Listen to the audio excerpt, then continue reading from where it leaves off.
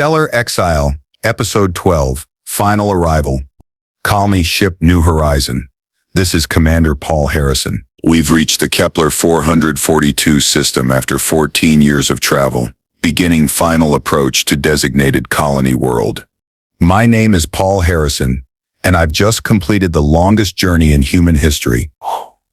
14 years traveling at near light speed to establish humanity's first interstellar colony. The crew of 200 brave souls aboard New Horizon has sacrificed everything to make this moment possible. New Horizon, this is Mission Control. Congratulations on reaching your destination. You are authorized to proceed with planetary survey and colonization protocols. The transmission from Earth is over 28 years old by the time it reaches us, a ghostly voice from a past that no longer exists in any meaningful way. For all we know, Earth itself might be gone by now. But that's why we're here, to ensure humanity's survival among the stars. Colony team, this is Commander Harrison. Prepare for orbital insertion and planetary reconnaissance. The world below us is everything. The long-range surveys promised. Blue oceans, green continents, white clouds swirling in familiar weather patterns. It looks like Earth's twin, a paradise waiting for human settlement. But as we establish orbit and begin detailed scans, something appears on our sensors that shouldn't be there. Commander, I'm detecting artificial structures on the surface. Reports Chief Science Officer Dr. Chen. Geometric patterns consistent with urban development. I study the readings myself. There are definitely structures down there. Buildings, roads, what appears to be agricultural development. But this planet was supposed to be uninhabited. Could be indigenous civilization. Prepare first contact protocols. Sir, there's something else. I'm detecting electromagnetic signatures consistent with human technology. That's impossible. We're the first human expedition to this system. I'm reading standard colony foundation frequencies. Someone down there is broadcasting on our communication channels. I access the communication array and tune to the indicated frequency. What I hear makes my blood run cold. This is New Horizon Colony, calling any vessel in the Kepler 442 system. Please respond. It's my own voice, older, more weathered, but unmistakably mine. Dr. Chen, run a full analysis on that transmission. I want to know everything about its origin.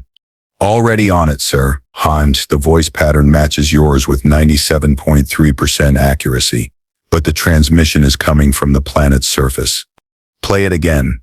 This is New Horizon Colony, calling any vessel in the Kepler 442 system. We've been monitoring your approach for the past 6 months. Commander Harrison, you're cleared for landing at Colony Central. Welcome home. The transmission knows we're here. It's specifically addressing me, using my name, welcoming me to a colony that shouldn't exist. Sir, we're receiving landing coordinates. They match the optimal site we identified for our colony. I stare at the planet below, trying to process what's happening. Either there's another human expedition that somehow reached this system before us, or something impossible is occurring. TARDIS, Wandakshamiv Shir, prepare a landing party. Small team, full enviro suits, maximum caution. Sir, the colony is requesting that you come down personally. They say it's important that Paul Harrison meets with Paul Harrison. The bottom drops out of my stomach. Another Paul Harrison, on a planet where I'm supposed to establish the first human colony. 2 hours later, I'm piloting a landing craft toward the coordinates provided by the mysterious colony. As we descend through the atmosphere, I can see the settlement clearly. A thriving human community with thousands of inhabitants, advanced infrastructure, and all the signs of a successful long-term colony. But how is this possible?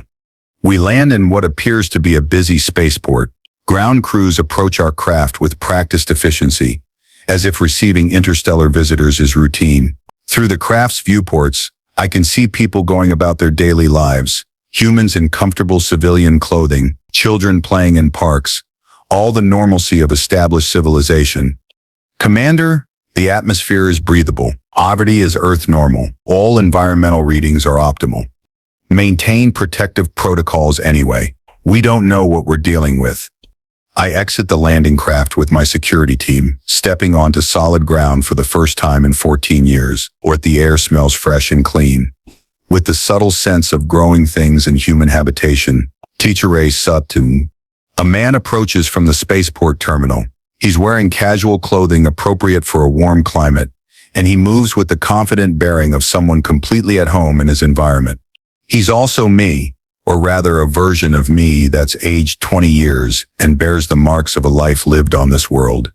Welcome to New Horizon Colony, Commander, the older Paul says with a slight smile. I've been looking forward to this meeting for a very long time. I stare at myself, trying to find words. The resemblance is perfect. Same facial structure, same build, same mannerisms. But this version of me has gray in his hair, lines around his eyes, and the weathered look of someone who spent decades working under an alien sun. Oh! Same base thing. You're me. I say stupidly. And you're me, 14 years younger and fresh from the journey from Earth. It's quite a paradox, isn't it? How is this possible? We're the first human expedition to this system. The older Paul laughs. That's what I thought too, when I arrived here 20 years ago. Come, let me show you what we've built. Then I'll explain what I've learned about time, space, and the nature of reality. He leads me through the colony, and I'm amazed by what I see. This isn't a struggling frontier settlement. It's a thriving civilization. Advanced manufacturing facilities, universities, cultural centers, even artistic districts, where people pursue creative endeavors. 20,000 people live here now, the older Paul explains as we walk, all descended from the original 200 colonists who arrived on New Horizon. But we just arrived. How could you have been here for 20 years? Because one lied 20 years ago. And you'll arrive again in another 14 years. And again after that. This colony exists in a temporal loop, receiving new versions of the same colonization mission at regular intervals. That's impossible. Is it? Look around you. This world exists in a stable time loop. Every 14 years, New Horizon arrives with 200 colonists led by Commander Paul Harrison. Each time we integrate the new arrivals into our growing society. We stop at an observation deck overlooking the main city. Thousands of people go about their daily lives below, shopping, working, raising families. It's everything I dreamed our colony could become, but accomplished impossibly fast. Where are the other versions of me? Working throughout the colony, Paul 3 runs the agricultural sector. Paul 5 heads the university. Paul 7 is our chief engineer. We each found our own path after arrival. And they're all us. Variations of us, each arrival, brings slightly different experiences from the journey, different decisions made during the 14-year voyage. But fundamentally, yes, we're all Paul Harrison. But why? What causes this temporal loop? The older Paul leads me to a research facility at the edge of the colony. Inside, I see equipment I don't recognize, devices that seem to manipulate space-time itself. We've had 20 years to study this phenomenon. The planet exists at a temporal nexus point, a place where multiple timelines converge. When New Horizon enters this system, the temporal field creates an echo effect. In echo, the ship and crew are duplicated across multiple timeline branches. Each branch experiences slightly different versions of the same events. Some branches collapse, others stabilize. This is one of the stable branches. So the Paul Harrison who first colonized this world was you, is you, will be you. Temporal mechanics get confusing when you try to apply linear thinking. I'm struggling to process this information. What happened to my original timeline? They're fine. They established their colony just as planned. But that timeline branches off from this one. You exist in multiple realities simultaneously now.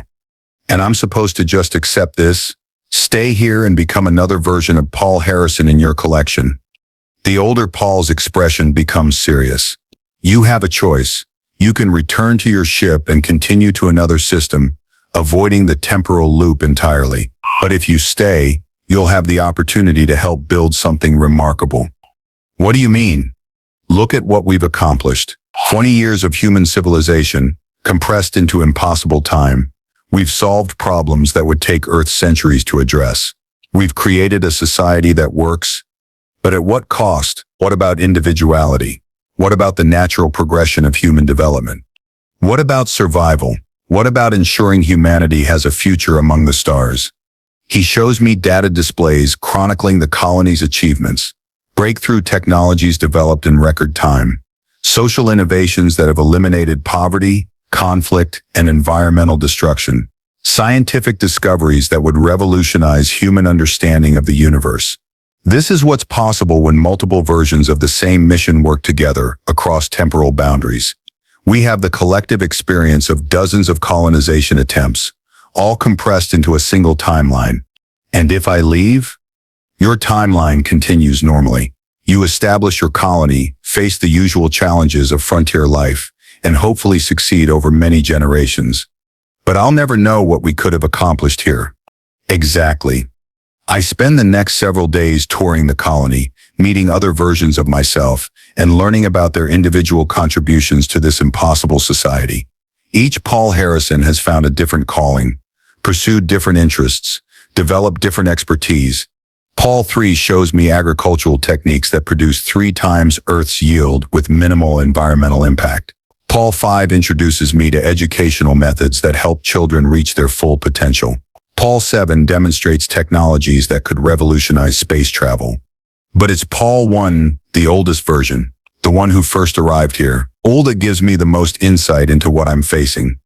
The hardest part, he says, as we sit watching the sunset over a city that shouldn't exist, was accepting that I was no longer unique, that my identity, my experiences, my very existence could be replicated and improved upon. How did you cope with it?